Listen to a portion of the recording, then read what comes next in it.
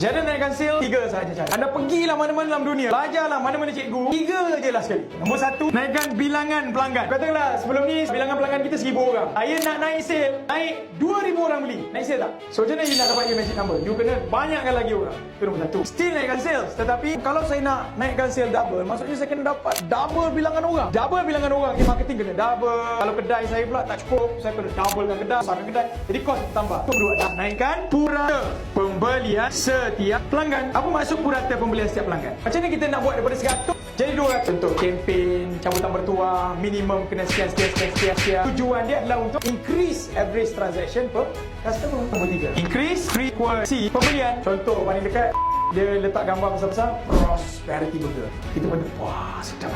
Dia masuk, dia ada letak prosperity satu kan? Dia terus nampak pakej sekali dengan fries, sekali dengan air. Jadi kita ingat, mungkin kita nak spend RM10, tiba-tiba jadi RM15. Habis klik kita ambil tu, nak tambah tak aiskrim? Kita pun, boleh lah, tambah aiskrim. Tambah sikit je kan? Kita pun tambah dah sekali. Nak donate tak? Kita pun, semua salah kan? Boleh tak? Donate. Sampai donation, sen-sen pun dia ambil duit. Macam mana kita nak ganda kan? Adalah through asking question. Nak tak? Itu je.